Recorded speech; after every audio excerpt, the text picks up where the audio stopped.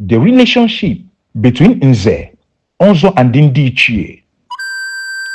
The primary religion in the old Igbo society was the worship of Allah or Mother Earth. Thus, every good Igbo strove to respect and keep the natural laws and taboos that guarded the sacredness of the earth.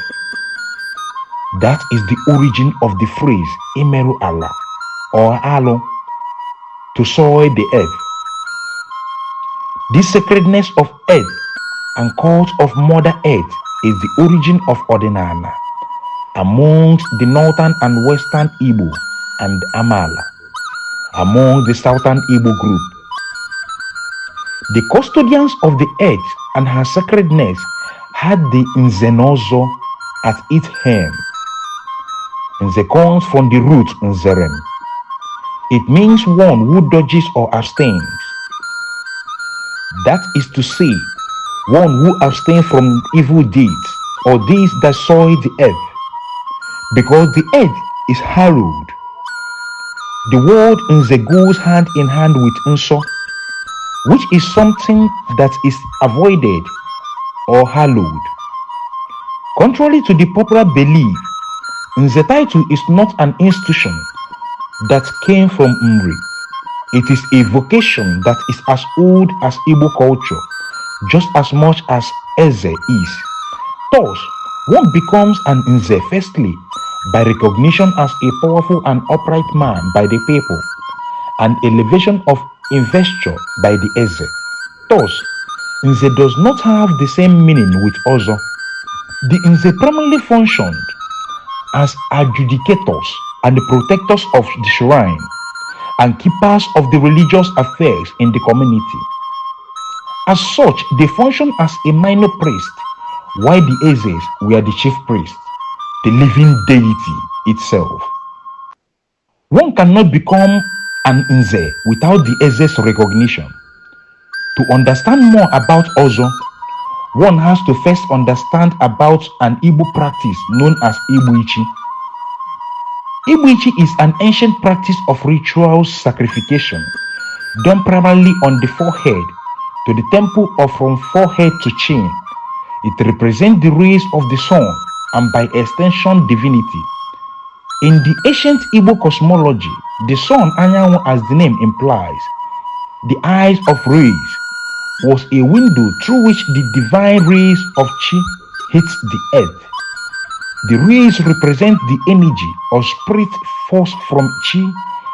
This is why daylight is also known as Chi and daytime is Ubochi, while nighttime is Ujichi.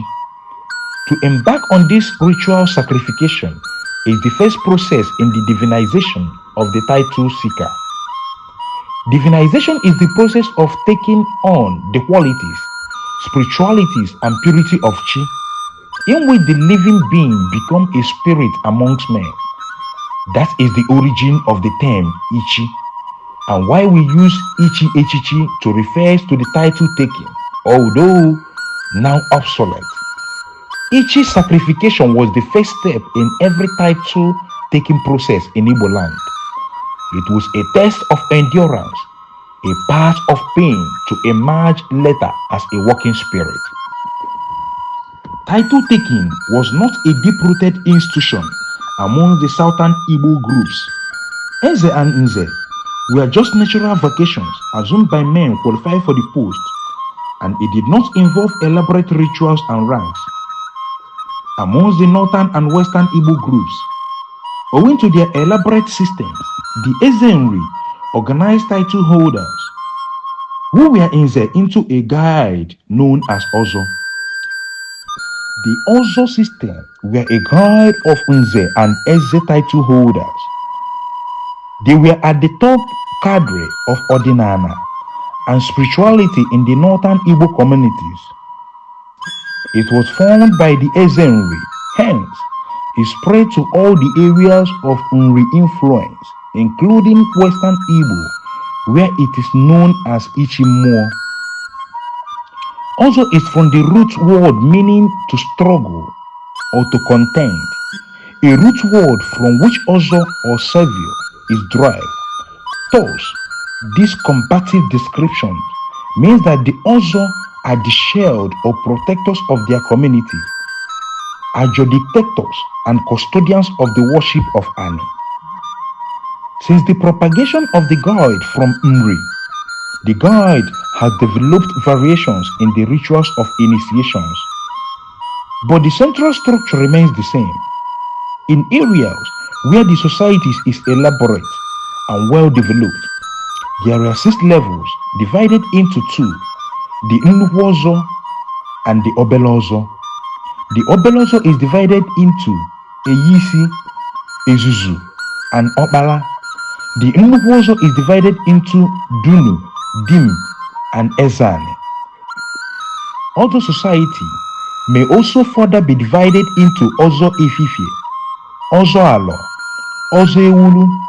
Ozo Ewulu being those at the height. At the top cadre of Ozo system are the Ezes, the most prominent of which is the Ezani. The Eze occupies the highest level or rank in the Igbo spirituality above Nze. The Ezes are the chief priests. The procedure is begun by informing the head of the Ozo system of one's intention to join their ranks. He is then examined if he is upright in character, of great achievement, and no medical human being. He is accepted. He then proceeds to Ululuane and Uke, which are the process of informing his family first, and then his kindred and entire clan, and holding a feast for them. All this is known as Ibuego Ozo. Then come the Inyedomuo, which is the ritual done to Ani and to the ancestors.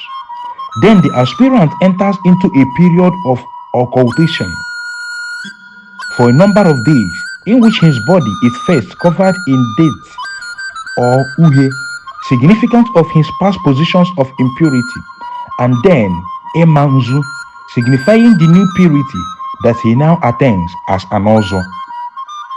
Then comes the Ozo confinement proper, the Isekpulani, where one declares fealty to Mother Earth, to walk in the path of purity, abstain from stealing, murder, adultery, and most especially from lies, and the offering of appeasement of the ancestors.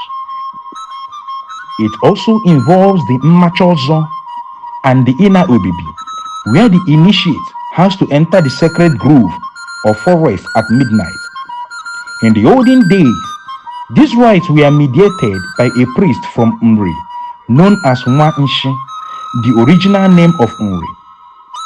After the Ozo rituals has been concluded, the initiate undergoes a period of rest, after which he emerges in the Afiozo ceremony.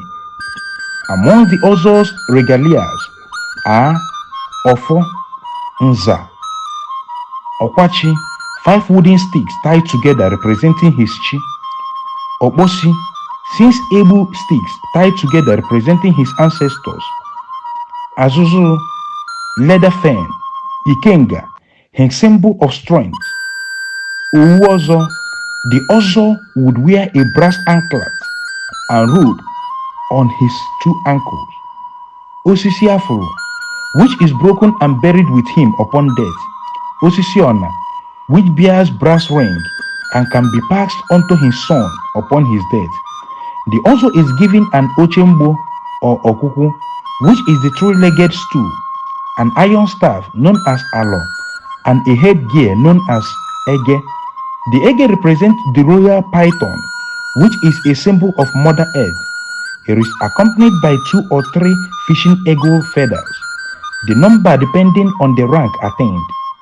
After the adoption of Obumme by the Igbo, it is now accompanied by the Ege entwined around it. It is customary for Ozo members to don white, symbolizing purity, although it is not a must.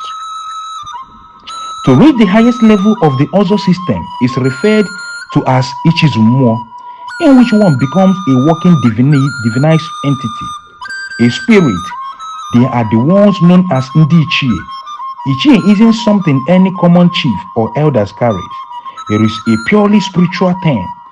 The Ichie at the top of the government in traditional Igbo society. To become Ichie is to become one with Chukwu, to become more.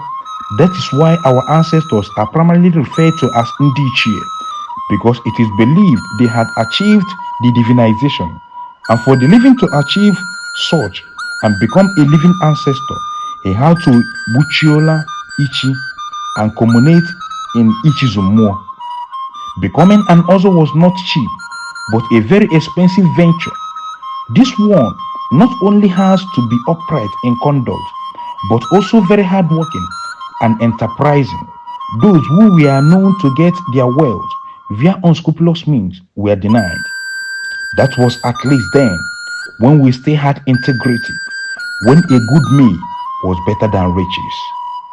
Please, if you have a different version of this story, can you share in the comment section? Don't forget to follow us for more. Click the like button and share. Thank you.